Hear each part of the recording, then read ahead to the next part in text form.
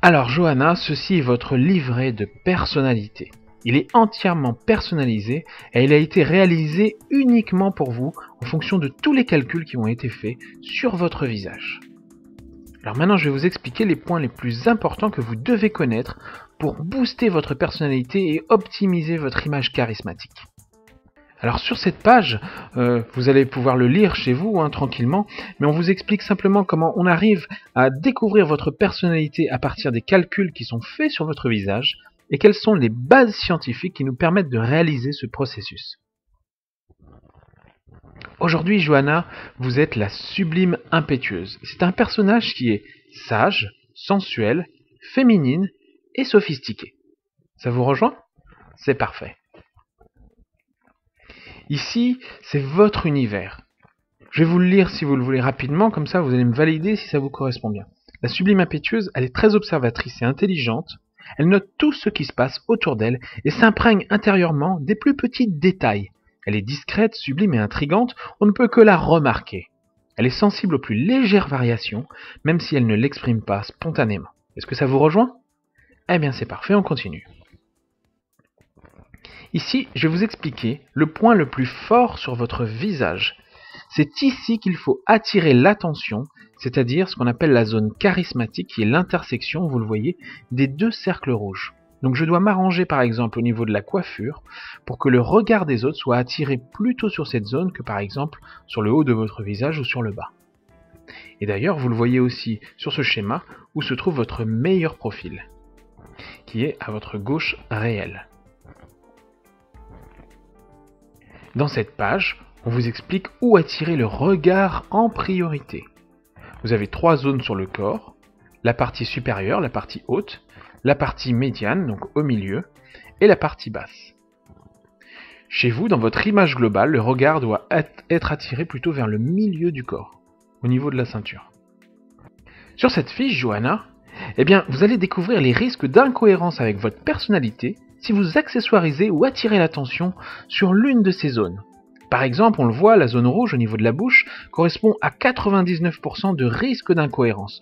Donc, ce n'est pas votre intérêt de mettre en valeur cette zone, par exemple, de mettre trop de make-up qui attirait plus le regard ici, par exemple, que sur vos yeux ou sur vos pommettes. Donc vous voyez, sur cette feuille, eh bien, d'un seul coup d'œil, eh bien, vous connaissez les points forts que vous pouvez mettre en avant et les points faibles qui correspondent vraiment à des risques d'incohérence avec votre personnalité. Alors, si vous êtes toujours demandé quelle est la forme de votre visage, eh bien sachez, Johanna, que votre visage est quartz, c'est une pierre précieuse. Alors, la structure géométrique, c'est hexasphérique, donc ça correspond en fait à de la rigueur qui se trouve sur la partie supérieure de votre visage et de la douceur sur la partie inférieure de votre visage. Donc la rigueur vraiment qui se trouve dans votre image, qui est renvoyée par l'image que vous avez auprès des autres, se trouve plutôt dans la partie supérieure de votre visage. C'est là qu'on va avoir des lignes géométriques un petit peu plus structurées. Et la douceur de votre visage se trouve vraiment dans la partie inférieure, avec des lignes qui seront beaucoup plus courbes et plus arrondies. Dans votre façon d'interpréter les choses, eh bien en 1, vous êtes quelqu'un de plutôt émotionnel. C'est-à-dire que par exemple, si vous allez regarder un objet, eh bien, dans un premier temps, vous allez tenter de ressentir l'émotion que cet objet vous procure. C'est-à-dire, par exemple, j'aime ou je l'aime pas. En deuxième, eh bien, vous êtes une visuelle. C'est-à-dire que vous allez d'abord imaginer dans votre tête, par exemple, qu'est-ce que vous allez pouvoir en faire, ou alors vous allez regarder le design, les formes géométriques, tout ce qui peut se rapporter à l'aspect visuel. Ça, c'est en second. Et en dernier, eh bien, vous êtes dans l'expérimentation, dans l'expérience, vous êtes une tactile, c'est-à-dire que vous avez besoin d'essayer, de tester vous-même et de toucher. Donc en 1, c'est l'émotion qui parle, en 2, vous regardez l'aspect visuel, et en 3, votre besoin pratique d'essayer les choses. C'est comme cela que vous fonctionnez. Dans cette page, vous allez découvrir comment on peut communiquer avec vous. Vous êtes une auditive. Donc c'est inutile de vous faire rêver les choses dans votre tête ou de vous les faire essayer C'est d'abord l'émotion qui va parler avant tout. Vous avez besoin de ressentir les choses au fond de vous. Donc le mot j'aime va caractériser votre langage. Un visuel, par exemple, il dira plutôt je pense que, c'est ce qui va caractériser son langage. Et un tactile, lui, il va dire je veux que, c'est le côté concret. Mais chez vous, Johanna, c'est le j'aime, c'est l'émotion intérieure qui prime. L'aspect auditif et le son d'ailleurs, tout ce qui est émotionnel, la vibration, est primordial pour vous. Maintenant, dans cette page, vous découvrirez ce que les autres qui n'ont pas le même caractère que vous, pensent de vous. Et dans la page suivante, c'est l'inverse. Vous allez découvrir ce qui vous agace chez les autres par rapport à votre fonctionnement. Ces deux pages vont vraiment vous permettre d'améliorer votre communication et vous allez vraiment comprendre pourquoi, chez certains ça passe mieux et chez d'autres vous avez du mal à communiquer, tout simplement parce que vous avez des différences dans votre fonctionnement et dans votre personnalité. Et ces pages vont vous faire comprendre d'une manière beaucoup plus claire pourquoi vous réagissez comme ça dans une situation ou une autre. Maintenant, vous allez comprendre comment les autres vous perçoivent. Est-ce qu'au premier abord, vous êtes quelqu'un de plutôt réservé, et là c'est le cas, c'est-à-dire que vous avez besoin de protection, vous avez besoin de comprendre l'environnement dans lequel vous êtes, donc dans un premier temps, vous êtes plutôt réservé, et une fois que vous avez vos repères, vous commencez à vous ouvrir aux autres. A l'inverse, il y a des personnes qui sont plutôt affirmées au premier abord, c'est-à-dire qu'ils n'hésitent pas à livrer leurs sentiments tout de suite, à être un petit peu plus extravertis dans leur façon d'être. Mais par contre, après, dans un second temps, ces personnes doivent être beaucoup plus réservées. Chez vous, Johanna, en tout cas, vous êtes d'abord réservé. Donc, il ne faut pas hésiter à vous ouvrir peut-être un petit peu plus par rapport à l'image que vous renvoyez. Maintenant, vous allez avoir 6 ou 7 pages qui va parler uniquement de votre personnalité. Ça va être des pages qui vont vous résumer précisément votre fonctionnement qui vous est propre, donc ce fonctionnement ne correspondra pas à une autre personne. Et vous allez comprendre dans vos différents environnements, y compris dans la vie privée ou la vie professionnelle, comment vous fonctionnez. Et ces pages vont être très importantes car vont vous permettre vraiment de vous améliorer et de comprendre votre fonctionnement et donc pourquoi aussi les autres peuvent réagir d'une certaine façon avec vous. Voilà, ces pages vont vous expliquer vos points forts et vos points faibles, vos environnements préférés, les différents risques, vos valeurs, votre mode de fonctionnement dans une entreprise. Voilà. Et même vous avez sur cette feuille les types d'entreprises qui pourraient vous correspondre. Par exemple, les hôpitaux, les écoles, les administrations, les banques ou les assurances sont des environnements qui vont correspondre parfaitement à votre mode de fonctionnement au niveau de la personnalité. Ça vous correspond ? C'est parfait. Je vous laisserai bien sûr lire tout ça chez vous. C'est pas l'objet aujourd'hui d'aborder précisément votre personnalité, puis c'est quelque chose qui reste personnel, donc je pense que de toute façon vous ferez un plaisir de le découvrir chez vous. Sur cette feuille, vous allez découvrir les affinités entre la sublime impétueuse, donc qui est votre personnage d'aujourd'hui, et d'autres profils de personnalité.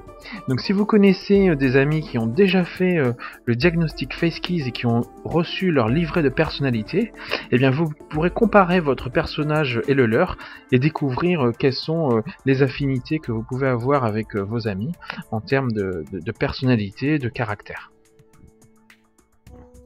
Sur cette page de votre livret, vous allez découvrir quelles sont vos affinités avec un lieu. Pourquoi en fait quand vous vous trouvez quelque part, vous vous sentez beaucoup mieux à un endroit, et puis dans un autre endroit, finalement, vous vous sentez beaucoup moins bien. C'est tout simplement parce que en fonction de votre personnalité, votre manière de fonctionner, vous avez des affinités qui se font de manière inconsciente ou subconsciente avec des lieux, des formes, des géométries, des couleurs, etc. D'accord ? Et ça, par rapport aux calculs qui ont été faits sur votre visage, à votre morphologie, à votre personnalité, on est capable de faire des corrélations très précises entre vos affinités avec un lieu et votre fonctionnement.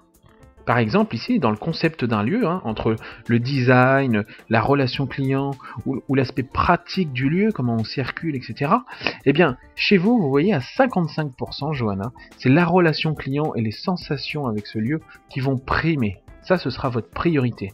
Si vous sentez que la relation client est bonne, qu'il y a de bonnes vibrations, Eh bien, vous allez aimer ce lieu en priorité. Ensuite viendra le design, l'architecture ou l'originalité du lieu, et en dernier, l'aspect pratique.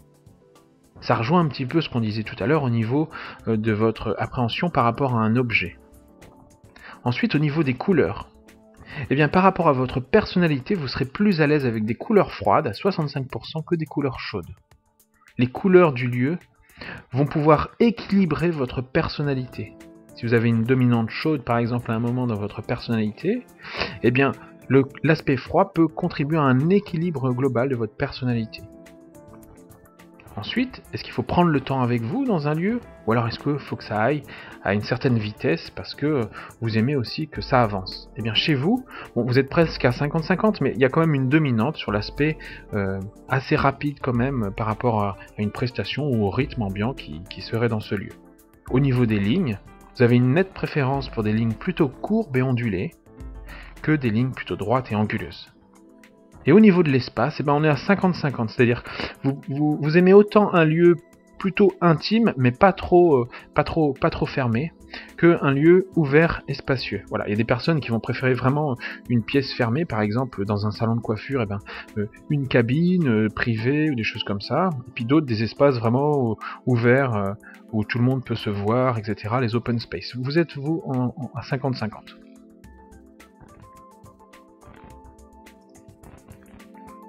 Maintenant, on va parler de vos cheveux. Les cheveux de la sublime impétueuse. Ici, sur cette page, vous avez quelques exemples par rapport aux collections que nous avons ici, qui peuvent vous correspondre. On va retrouver tout ce qu'on disait tout à l'heure au niveau du côté sage, du côté sensuel, du côté féminin et du côté sophistiqué. Donc la coiffure qui vous correspond dans l'image globale, c'est effectivement ce personnage, à la fois sage, vous voyez ici le petit ange, l'effet très sensuel que vous allez rechercher par rapport à un effet qui serait plutôt libre. Vous voulez conserver de la féminité dans votre coiffure, donc il n'y aura pas d'articulation masculine dans votre coiffure. Et on va terminer par un effet plutôt sophistiqué que sauvage. Ça vous correspond toujours? Eh bien c'est parfait, on continue. Je vais vous expliquer rapidement, alors je ne vais pas rentrer dans la technique, ce sont plus des pages qui vont me concerner en tant que professionnel de la coiffure, mais pour bien comprendre quand même ce dossier, je vais faire d'une manière très simple un petit résumé de ce que vous devez connaître sur un visage, sur une tête. Donc il y a 4 zones, hein, Z1, Z2, Z3, Z4, vous voyez Z1 c'est la partie basse, Z2 la partie du milieu, et Z3 c'est le dessus de la tête. Z4 représentera simplement la zone frontale, généralement la zone où vous faites une frange par exemple. Et là, alors on voit qu'il y a 3 colonnes, hein. Z1 qui part de haut en bas, Z2 qui est la zone du milieu, et Z3 qui va correspondre au haut du crâne comme je vous le disais. Donc on va parler par colonne, on va d'abord aborder la géométrie de coupe, ensuite le volume, la lumière et la direction des cheveux. Alors par exemple au niveau de la géométrie de coupe, sur Z3, la zone la plus haute, je vais utiliser avec vous une géométrie plutôt structurée. C'est-à-dire que je vais faire des lignes droites dans votre coupe pour respecter la forme de votre crâne. Sur la partie du milieu, je vais plutôt faire une géométrie ronde, donc avec des lignes arrondies ou des lignes courbes. Et également sur Z1, sur la partie basse de votre tête, je vais jouer avec des géométries plutôt courbes.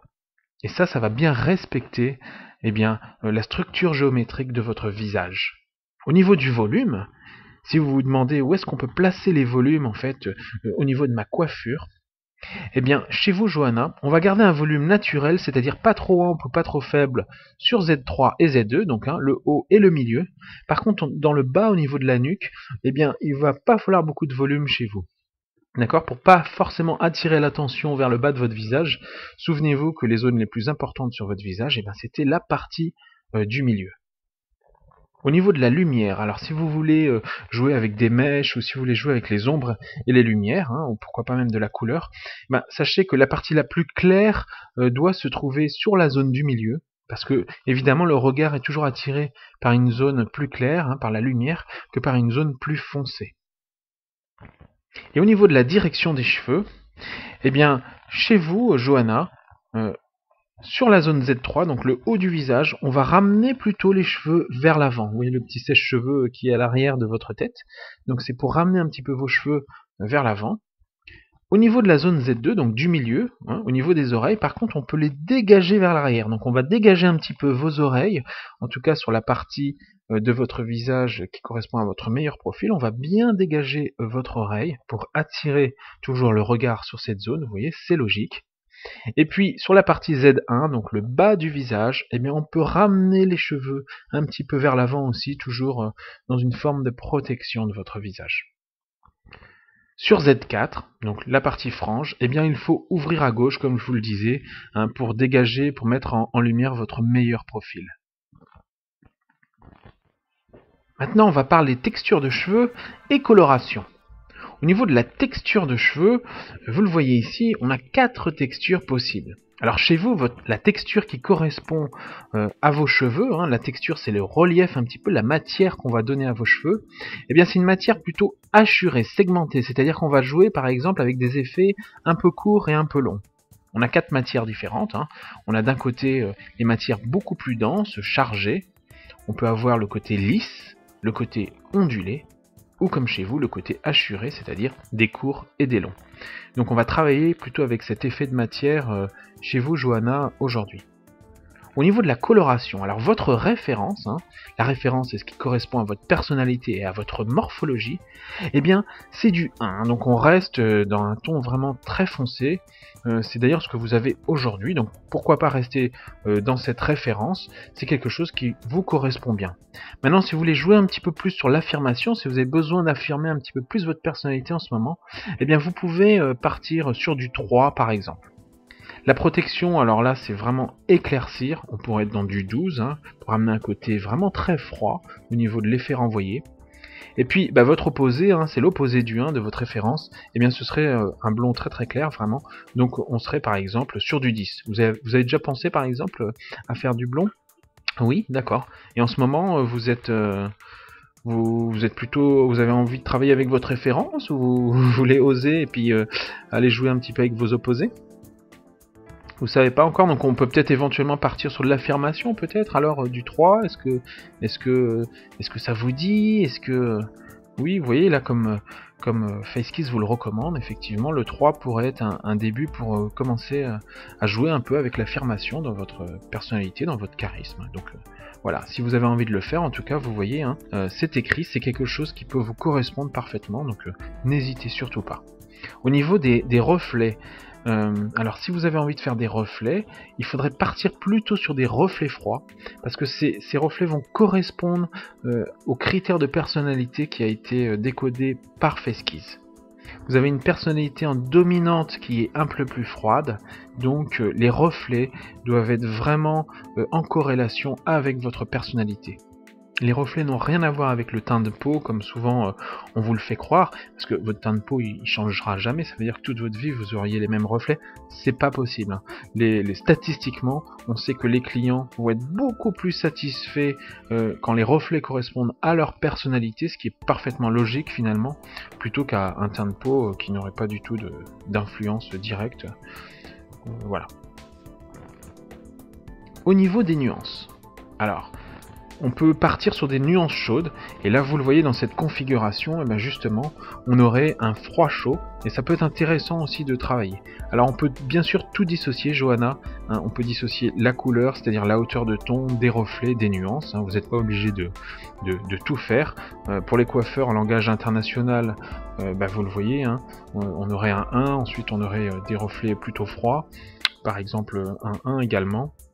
Et puis des nuances plutôt chaudes, un 4 ou un 5, donc par exemple un 14 pourrait correspondre. Mais là, il n'est pas question forcément de tout réaliser, tout est absolument dissociable. Si Johanna, vous avez envie de faire que des reflets aujourd'hui, on peut partir sur des reflets, voilà. Et d'ailleurs, pour la hauteur de ton, vous voyez des chiffres, 1 pour la référence, 3 pour l'affirmation, etc. Cela peut correspondre également à des mèches, c'est pas forcément une hauteur de ton complète, on peut jouer simplement avec des effets de mèche, c'est-à-dire on conserve votre référence aujourd'hui, on reste sur du 1, foncé ou de l'affirmation comme vous le souhaitez. Et puis on peut faire quelques mèches dans vos oppositions, en 10 par exemple. Ça peut donner un côté encore plus affirmé à Johanna. Si c'est ce que vous avez envie d'essayer, eh ben, je vous encourage à le faire évidemment.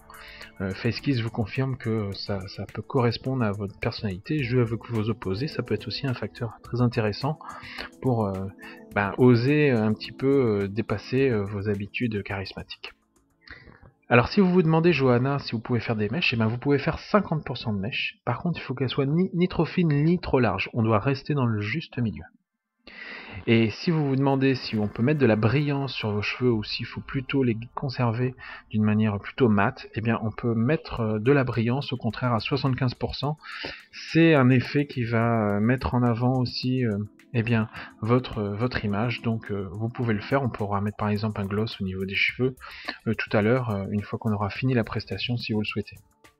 Votre longueur idéale, on va rester sur du très long, donc du long ou du très long. C'est ce qui va vraiment aussi amplifier la féminité chez vous, Johanna.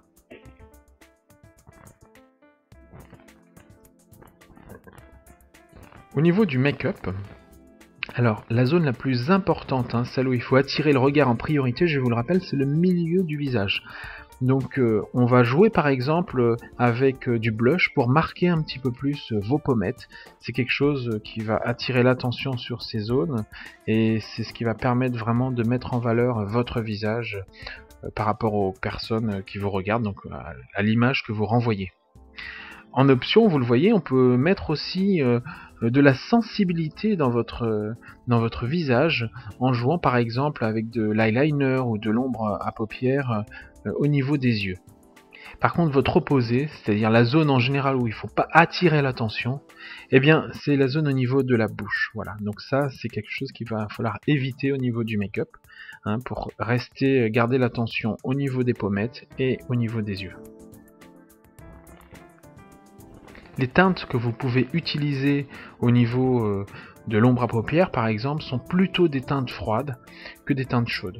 Donc FaceKiss a calculé que les teintes froides au niveau des yeux vous correspondraient parfaitement. Je fais une parenthèse sur l'idée reçue également, qui consiste à dire que systématiquement, pour mettre en valeur les yeux, il faudrait choisir la teinte opposée à la coloration, à la teinte dominante de l'iris.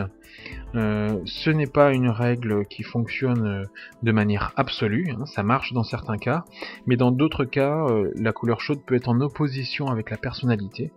Et si c'est la partie des yeux qu'il faut mettre en avant, il faut d'abord réussir à déterminer quelle zone du visage est la plus importante et quels sont les critères de personnalité de la cliente pour pouvoir décider si effectivement on doit choisir des couleurs froides ou des couleurs chaudes au niveau des yeux. Donc là, FaceKiss l'a calculé automatiquement, donc la question ne se pose pas. C'est des teintes froides qui correspondent à Johanna au niveau des yeux. C'est ce qui la mettra vraiment en valeur au niveau de son visage. Au niveau des lèvres, sans attirer l'attention spécifiquement dessus, comme on l'a dit, vous pouvez utiliser par contre des teintes chaudes, que ce soit brillantes ou mates, ça n'a pas d'importance. Quant au vernis, il s'accorde en général avec vos accessoires ou aux vêtements, donc ça va vraiment être en fonction des vêtements que vous portez, vous allez choisir du chaud ou du froid.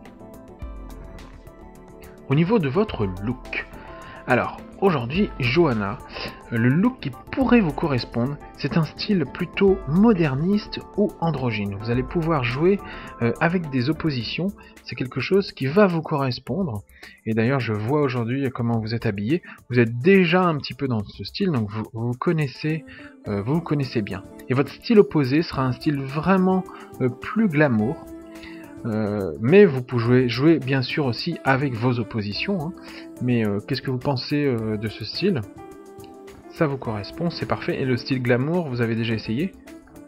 Oui, plutôt en soirée, mais effectivement vous préférez conserver de la structure au niveau de vos vêtements, donc toujours sur un style un petit peu plus moderniste. Vous avez ici la description de ce style moderniste androgyne. Qu'est-ce que ça veut dire? D'où ça vient? Quels sont les accessoires, les vêtements que vous pouvez utiliser? Les marques les plus attachées à ce style? Et ici, cette feuille va vous permettre de choisir vos vêtements en vous basant sur les géométries de coupe, la matière, l'amplitude, l'expression, etc. Alors par exemple, au niveau de la géométrie, au niveau du col, choisissez plutôt des géométries qui sont droites, donc pas de col rond, hein, jouez avec de la structure au niveau du haut lorsque vous choisissez des vêtements, parce que ces structures géométriques vont être en rapport avec la forme de votre visage, hein, qui était quartz. Donc souvenez-vous de la rigueur dans le haut du visage, donc il faut de la rigueur dans le haut des vêtements et de la douceur dans le bas. Donc pour les lignes basses de vos vêtements, choisissez plutôt des lignes courbes pour accompagner la structure géométrique de votre visage. Au niveau des fibres, du tissu, de la matière, choisissez plutôt un tissu classique, c'est ce qui va vous correspondre. Pas de maille large ou pas un tissu trop opaque, restez sur un tissu classique. Et l'amplitude des vêtements, eh bien, choisissez une amplitude dans son tombant naturel, c'est-à-dire pas des vêtements trop moulants et pas des vêtements trop amples. Le tombant naturel, c'est vraiment ce qui va vous correspondre. Au niveau de la longueur des vêtements, de l'expression, eh bien, c'est là aussi du 50-50, c'est-à-dire que c'est une longueur qui est mesurée. Ni trop court et ni trop long, c'est ce qui va vous correspondre. D'accord, donc pas de col roulé qui serait trop long ou de jupe trop longue, et pas non plus du trop court, hein, vous êtes vraiment dans une expression mesurée, Johanna. Au niveau de la coloration des textiles, alors ça peut être des vêtements ou des accessoires, et bien ici vous allez retrouver sur cette feuille tous les types de colorations qui vont parfaitement correspondre à votre teint, à votre personnalité et à votre morphologie.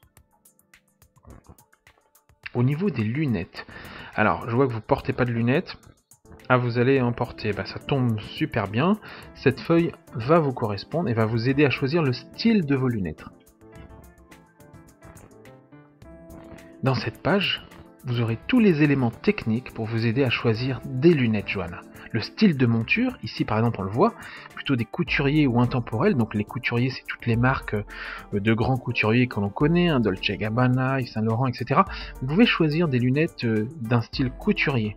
Au niveau du type de monture, une monture plutôt percée ou crantée. Alors il y a des termes qui sont peut-être un petit peu plus techniques, mais je suis sûr que si vous allez chez votre opticien avec cette feuille, il va vous sortir immédiatement la paire de lunettes qui va vous correspondre parfaitement du premier coup. Donc je vous invite vraiment à faire le test, ça marche plutôt très bien. Ce qui est très important sur cette feuille, ça va être le pourcentage d'affirmation. Donc c'est la partie qu'on voit en bas à droite. Le pourcentage d'affirmation, c'est quoi? C'est est-ce que finalement on doit voir vos lunettes avant votre visage lorsqu'on vous regarde, ou alors est-ce qu'on doit voir votre visage avant vos lunettes? C'est une question que peu de personnes se posent, mais qui est en fait ultra pertinente puisque ça joue direct sur l'image charismatique que vous renvoyez. Chez vous, Johanna, on doit voir vos lunettes à 65% avant votre visage. C'est-à-dire qu'il ne faut pas hésiter à mettre des lunettes justement plutôt stylées qui vont attirer l'attention. Et votre visage, on le découvrira après. Ici, ce sont les données techniques calculées sur votre photo directement par FaceKeys. Ça n'a pas d'intérêt direct pour vous, mais c'est un petit résumé technique des paramètres qui ont été calculés. Donc je vous remercie maintenant, Johanna, nous sommes sur la dernière page du dossier. Je vous remercie vraiment d'avoir fait cette analyse FaceKeys et donc vous avez déjà reçu votre dossier par email. Ce dossier il est valable 3 mois, le temps simplement que on puisse avoir des changements morphologiques sur votre visage. Donc une période de 2 à 3 mois sont suffisants pour voir des différences et des nuances sur votre visage. On n'a jamais le même visage 3 mois avant que 3 mois après. D'ailleurs on n'a pas le même visage le printemps, l'été, l'automne et l'hiver, vous le savez très bien si vous avez déjà fait des photos. Donc il faut quand même laisser une période de 3 mois pour refaire un diagnostic et c'est à partir de 3 mois qu'on va pouvoir voir des changements morphologiques, et donc refaire un dossier vous permettra aussi, par exemple si vous changez de travail, si vous changez des choses dans votre vie, ce dossier, ce livret de personnalité vous permettra toujours d'avancer et de faire les meilleurs choix en termes charismatiques. Donc n'hésitez pas vraiment à le refaire régulièrement dès que vous avez envie toujours de modifier des choses au niveau de votre charisme, et surtout s'il y a des changements également dans votre vie.